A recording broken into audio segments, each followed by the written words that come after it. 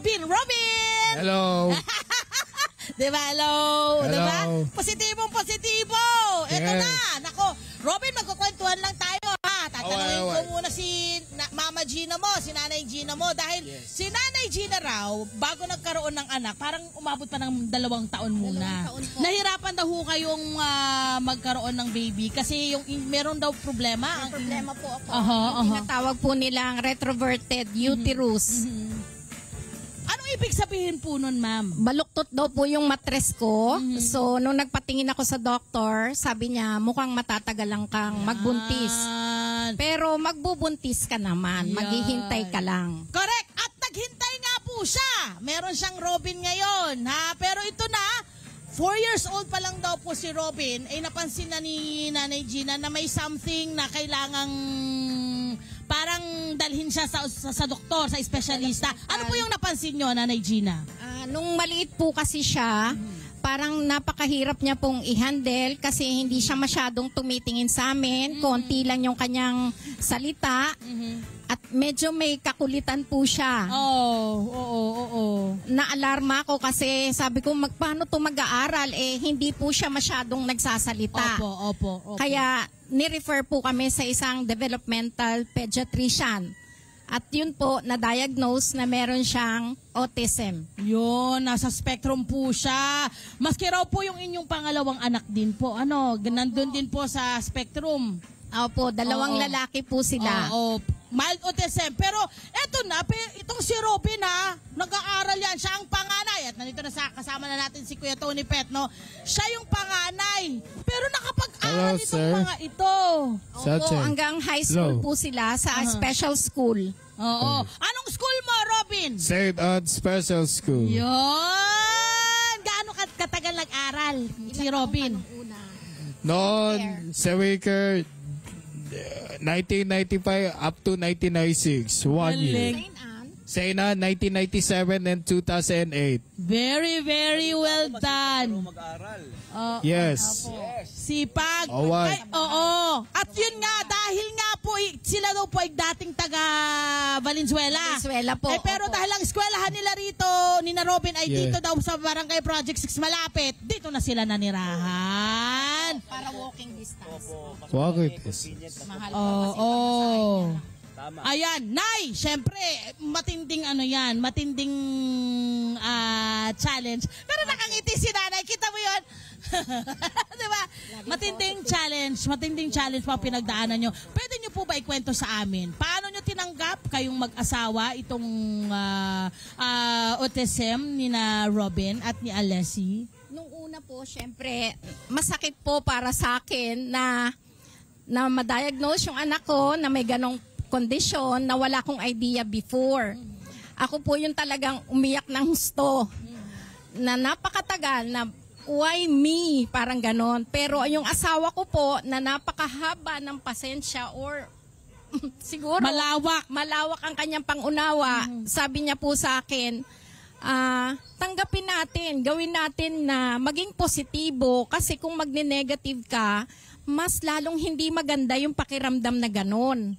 Kaya po nagdesisyon kami na yung asawa ko ang mag-aasikaso sa kanila at ako ang lalabas para po magtrabaho. Yun. Since mas malaki po yung aking earning, sabi nung asawa ko, ako ang magbabantay sa 2 nating anak. Ma'am, pwede niyo bang i-shoutout ang pangalan ng asawa po ninyo? Oji Sarmiento po. Ayun, Sir Oji! Sir Oji! Sana dumami mga katulad mo, ha? Na marunong tumanggap, marunong tumingin kung ano yung nararapat.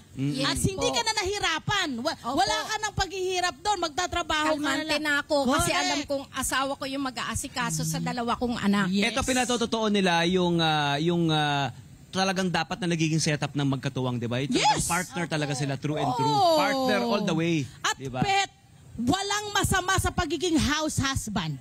Okay? Inuulit ho namin, lahat ng mga house husband, mabuhay kayo. I mean, yan ang inyong kontribusyon para matulungan, para makaagapay ng inyong may bahay. Napakahusay ng inyong ginagawa. Huwag niyong ikakahiya. Mabuhay kayo dyan sa ginagawa nyo. Ma'am, eto na, 'di ba? Optometrist ka itong mga anak mo talaga namang kailangang matustusan. Opo. Kumusta ang inyong finances? Ganto po, nung na-diagnose sila, nagtatrabaho naman na po ako noon sa isang optical shop. Matagal po akong nagtrabaho sa isang optical clinic at napakabuti rin naman ng aking boss. Nung aking sinabi na, Sir, meron pong anak ko na may autism, ipapasok ko po siya sa isang special school at hindi ho kakayanin pag yung sweldo ko lang po. Tapos po, mabait naman po yung aking boss dati. At shout-out mo na rin, pangalan, kasi mabuti. Sir Raymond, oo. Mabuhay ka, sir. Tapos po, sa tuwing mangangailangan ako ng pera, syempre malaki po yung, naiyak ako, malaki po yung tuition fee nila. Hindi po siya nagdadalawang isip na pautangin po ako. In return, ginagawa ko naman po yung tungkulin ko bilang optometrist na mag-assist sa mga pasyente sa abot ng aking makakaya.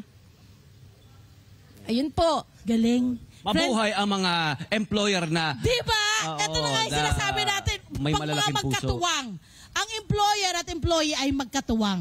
Kita mo? Kung tutulungan mo ang iyong empleyado, gagawin niya lahat, sa totoo lang, totoo yun. Pag nakikita nila yung concern, yung pag-aalaga, ikaw din bilang empleyado, mahihiya ka na maging slacker, no, sa trabaho. Oo. Ganda. Kakarating ko lang, napag-usapan na ba natin na sa ating mga nakikinig sa DZEC at syempre sa mga nanonood, alam niyo bang itong si Mami ay may ginawang clinic, kinonvert na niyang clinic Opo, yung kanyang nung first nag-pandemic floor. kasi.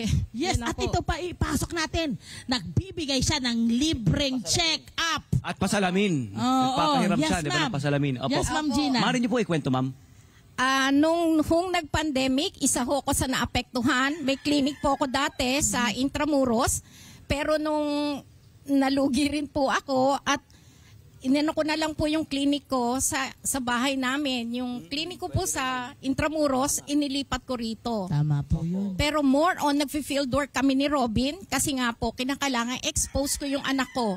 Araw-araw dapat may natututunan si Robin Galing. na harapin yung mga iba-ibang uri ng tao. Especially, nagpapasalamat ako sa lahat ng principal na walang sawang tumutulong sa amin. Mami, pero along the way, habang kayo ay umiikot at ini-expose niyo po si Robin sa real world, ang ginagawa niyo po, may advokasya kayo. Nagpapa-free check-up po kayo. Tama po ba?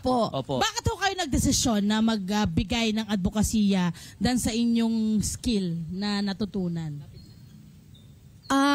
Kinakailangan pa kasing ma-expose yung anak ko araw-araw. Parang may learning process na magaganap.